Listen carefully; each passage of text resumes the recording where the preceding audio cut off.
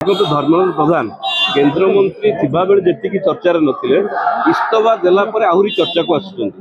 କାରଣ ସେ ଜାଣିଛନ୍ତି ତାଙ୍କ ପାଇଁ ରାଷ୍ଟ୍ର ବଡ଼, ତାଙ୍କ ପାଇଁ ପଦବୀ ବଡ଼ ନୁହେଁ। ଏବଂ ଯେଉଁଭଳି ଭାବରେ ଛାତ୍ର ଯୁବ ସମାଜ ଇଣ୍ଡି ମେଣ୍ଟର ଯେଉଁ ନେତୃତ୍ୱ ଅଛନ୍ତି ତାଙ୍କ କଥାରେ ତାଙ୍କୁ ଢାଲ କରି ଯେଉଁଭଳି ଭାବରେ ଇଣ୍ଡି ମେଣ୍ଟର ନେତୃତ୍ୱ ମାନେ ଗୋଟେ ଅଶାନ୍ତର ବାତାବରଣ ସୃଷ୍ଟି କରିବା ପାଇଁ ଚାହୁଁଥିଲେ, ତାଙ୍କୁ ନଜରରେ ରଖି ତାଙ୍କର ନୀତି ନୈତିକତାକୁ ଆଧାର କରିକି ଆଜି କେନ୍ଦ୍ରମନ୍ତ୍ରୀ ପୂର୍ବତନ କେନ୍ଦ୍ରମନ୍ତ୍ରୀ ଧର୍ମେନ୍ଦ୍ର ପ୍ରଧାନ ତାଙ୍କର ଇସ୍ତଫା ପତ୍ର ଦେଇଥିଲେ। କିନ୍ତୁ ମୁଁ ଧନ୍ୟବାଦ ଦେବି ମାନେ ମନ୍ତ୍ରୀ ଧର୍ମେନ୍ଦ୍ର ପ୍ରଧାନଙ୍କୁ ଯେଉଁଭଳି ଭାବରେ ଶିକ୍ଷା କ୍ଷେତ୍ରରେ ସେ ଗୋଟେ ଆମୂଳଚୂଳ ପରିବର୍ତ୍ତନ ଆସିଥିଲେ। ଆପଣ ଦେଖନ୍ତୁ ତାଙ୍କର ଇସ୍ତଫା ପରେ କିଭଳି ଭାବରେ ସେ ସାରା ଭାରତ ବର୍ଷରୁ ବିଭିନ୍ନ ରାଜ୍ୟରୁ ସମବେଦନାର ସୁଅ ଛୁଟିଛି ତାଙ୍କ ପ୍ରତି। ଏବଂ ବିଶେଷ କରି ଓଡ଼ିଶାର ସେ ହେଉଛନ୍ତି ଗର୍ବ ଗୌରବ, ଓଡ଼ିଶାର ଜଣେ ସୁଯୋଗ୍ୟ ସନ୍ତାନ।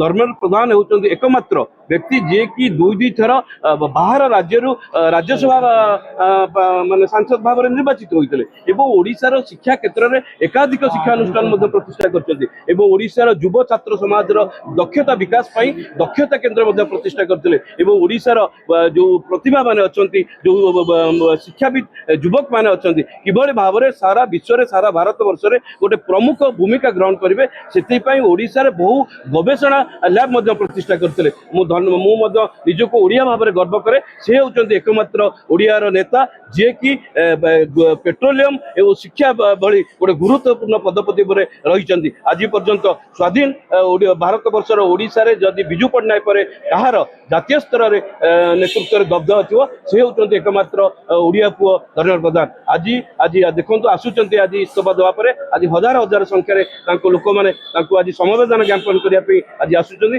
ମୁଁ ତାଙ୍କୁ ଓଡ଼ିଆ ପୁଅ ହିସାବରେ ମୁଁ ନିଜକୁ ଗର୍ବ କରୁଛି। ଆଜି ଓଡ଼ିଆ ପୁଅ ହିସାବରେ ତାଙ୍କୁ ଏଠି ସ୍ୱାଗତ କରିବା ପାଇଁ ମଧ୍ୟ ଆମେମାନେ ସବୁ ଏଠି ଏକତ୍ରିତ।